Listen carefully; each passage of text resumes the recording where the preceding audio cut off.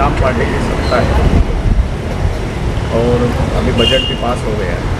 तरक्याती कामों का क्या यानी शुरू होंगे, कब होंगे, लोग अभी इंतज़ार कर रहे हैं क्योंकि शहर में परेशानियाँ भी बढ़ गई। 4 रोज़ पहले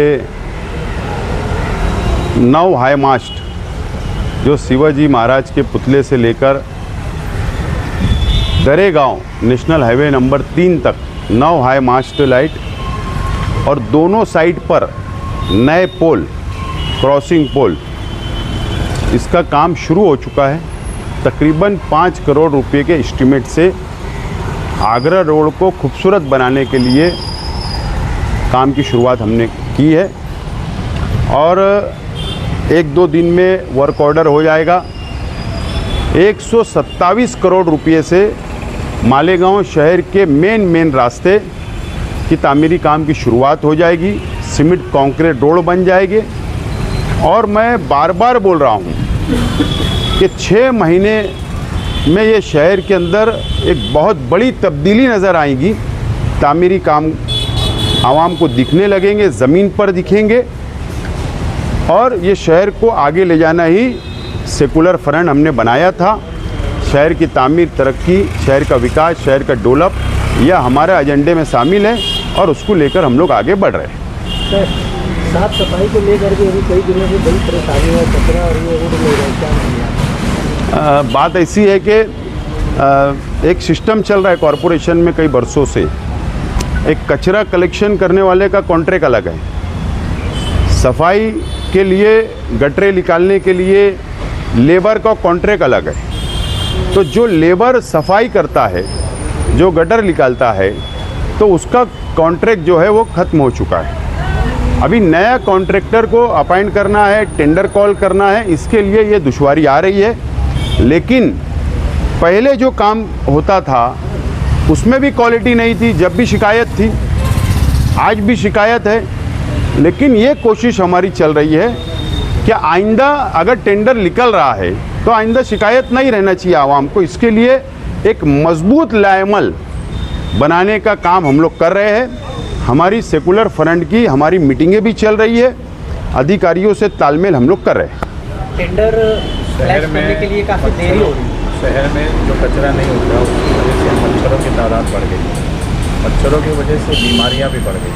और जिस तरह से पिछले दिनों आपने आरोग्य की शिकायत की थी, तो क्या आरोग्य के बारे में कोई सुधारना होंगी या तब्दीलियाँ उसमें भी की जाएगी? कलेक्टर साहब का मुझको फ़ोन आया था एतवार के दिन और कलेक्टर साहब ने मुझसे कहा कि सेंट्रल गवर्नमेंट हेल्थ डिपार्टमेंट से कलेक्टर साहब को फ़ोन आया था कि मालेगांव शहर के अंदर डेंगू के पेशेंट बढ़ रहे हैं, तो उसके ऊपर तवज्जो देने की ज़रूरत है। कॉरपोरेशन में आप मीटिंग लीजिए। तो अभी मैं जा रहा हूँ कॉरपोरेशन और उसका पूरा एक अड़ावा जायज़ा हम लोग लेंगे। कोशिश की जाएगी कि बीमारी ना हो। लेकिन मैंने बार बार बोलता हूँ कि हेल्थ डिपार्टमेंट अगर सही तरीके से चलेगा, हेल्थ डिपार्टमेंट में अगर सियासत नहीं होगी, राजकारण नहीं होगा, अगर एक समाज दूसरे समाज में भेदभाव अगर हेल्थ डिपार्टमेंट में नहीं होगा, तो सरकार के तरफ से करोड़ों रुपया आता है। सेंट्रल गवर्नमेंट, स्टेट गवर्नमेंट और मजीद कॉरपोरेशन भी डॉक्टर देती है हेल्थ डिपार्टमेंट को अपने खर्चे से, कॉरपोरेशन के खर्चे से। पूरी सहूलत होने के बाद भी सिस्टम सही तरीके से काम नहीं कर रहा है। तो इसकी बुनियादी वजह है कि दो समाज के अंदर भेदभाव नज़र आता है मुझको, और वहाँ पर पॉलिटिक्स, सियासत होती है। और यही वजह है कि शहर के अंदर ये मसाइल, बीमारियाँ, सिस्टम सही तरीके से नहीं है। और आप जन्म दाखिले का मामला कहाँ से जुड़ा हुआ है? कॉरपोरेशन का थोड़ी है। जन्म दाखिले का मामला सेंट्रल गवर्नमेंट से जुड़ा हुआ है और वो हेल्थ डिपार्टमेंट से जुड़ा हुआ है। लेकिन एसआईटी तो बन गई, कई लोगों की इंक्वायरी हो गई, कई लोग जेल गए, जेल से वापस भी आ गए, कई लोग जेल में हैं, लेकिन कुछ लोग छूट गए आज भी। तो ये क्या कॉरपोरेशन के इक़्तिदार के लोगों की, ये सिस्टम की गलती नहीं है? ये हेल्थ डिपार्टमेंट के सिस्टम की गलती की वजह से मसाइल पैदा हुए। मुझको बचना है, बाकी दूसरे फंसे कोई लेना देना नहीं। तो ये तरीक़ेकार चल रहा है। और अगर मैं इससे पहले भी कहा, दोबारा बोल रहा हूँ, मैंने हेल्थ जो ऑफिसर है उनको तो फ़ोन करके बोला कि यार हम तो एक ठहराव लाते, सेंट्रल गवर्नमेंट और स्टेट गवर्नमेंट को तुमको ताबे में दे देते, हमारी क्या ज़रूरत है कॉरपोरेशन की। तो बहरहाल उनसे बैठ के बातचीत की जाएंगी।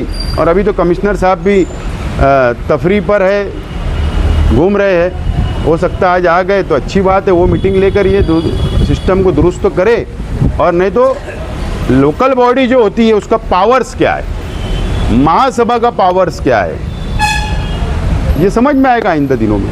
सर, पीने के पानी के लिए भी मसला रहता है। हाँ, एक बात यहाँ तो ऐसा है कि अगर शेख आसिफ या सेकुलर फ्रंट के लीडरान अगर कोई अधिकारी के खिलाफ बोलते हैं तो दूसरे दिन हमारे अपोजिशन के लोग जाके उनका इस्तेकबाल करते कि नहीं आप डरो मत, हम साथ में। इतनी बचकाना हरकत ये शहर के अंदर की जाती है, अल्लाह ही रहम करे। अंडरग्राउंड गटर के नाम पर पूरे शहर के अंदर खोदा गया है, ना कोई पेशवर होता है ना कुछ होता है। नहीं, अंडरग्राउंड गटर का काम एक फेज़ हुआ, सेकंड फेज़ चल रहा है, अभी थर्ड फेज़ की तैयारी है। जब ये शहर के अंदर पूरा कंप्लीट अंडरग्राउंड स्कीम मुकम्मल होगी, एक बात। दूसरी बात, ये बात बिल्कुल शिकायत हमारे पास भी आई है कि अंडरग्राउंड ड्रेनेज का जो ठेकेदार है वो खोदता है लेकिन उसके ऊपर पैचवर्क नहीं करता, ये शिकायत आई है। हम लोग अभी उसका बिल रोके हैं, जब तक वो सिस्टम को सीधा नहीं करेगा, जब तक उसका बिल अदा नहीं किया जाएगा, नंबर एक। नंबर दो, अभी जो इमरजेंसी के अंदर कुछ रास्ते पे हम खोद कर पूरा अंडरग्राउंड पाइपलाइन बिछाई जा रही है, वाटर सप्लाई की स्कीम में पाइपलाइन बिछाई जा रही है, तो उसकी वजह यह है कि जो 127 करोड़ रुपया और जो बजट में जो काम मंजूर हुए, तो उसके हम लोग इसलिए फौरी तौर पर उसको खुदवा रहे कि उसके ऊपर रास्ता बनाया जा सके कंक्रीट का। ये भी एक वजह उसके अंदर शामिल है। मेगा मेडिकल कैंप को लेकर कई विरोध हो रहा है इस पर। आरोग्य के लिए जो है सबसे बड़ा सहारा अपने पास सिविल हॉस्पिटल था। सिविल हॉस्पिटल जो है वो राज्य शासन की तरफ से, जिला परिषद की तरफ से चलाया जाता है। उस पर एक कमेटी होती है जो उसके ऊपर देखरेख करती है और उसमें एमएलए भी एक सदस्य होते हैं। नहीं, एक बात बिल्कुल सच है कि जो जनरल हॉस्पिटल है, स्टेट गवर्नमेंट का जीआर के मुताबिक यहाँ पर लोकल नुमाइंदे जो है, एमएलए या दोनों एमएलए है या इनके प्रतिनिधि की एक कमेटी होती है जो कंट्रोल करेगी हॉस्पिटल को। तो अब हमारे शहर के एमएलए साहब तो ऐसा बयान देते हैं, अल्लामा इकबाल पुल के, नुमानी पुल के ताल्लुक़ से, कि वो सिटी इंजीनियर बदतमीज़ है, निकम्मा है। एमएलए साहब ऐसा मुझको लगता है कि वो ग्राम पंचायत के सरपंच का बयान देते हैं। ग्राम पंचायत का सरपंच ऐसा बोलता है कि मेरी नहीं सुनी जा रही है, मेरी बात नहीं सुनी जा रही है, वो ग्राम पंचायत का सरपंच और ग्राम पंचायत के मेंबर बोलते हैं। तो जब एमएलए साहब की कोई पकड़ नहीं रह गई तो हॉस्पिटल में पकड़ नहीं है, उनकी कमेटी की पकड़ नहीं है। मैंने कहा ना, इससे पहले भी कहा कि इनकी क्या है कि ये आओ साहब, बैठो साहब, ड्राई फ्रूट खाओ साहब, कॉफ़ी पियो साहब, ये खुश हो जाते और बाहर निकल के बोलते देखा मेरी कितनी इज्जत किया।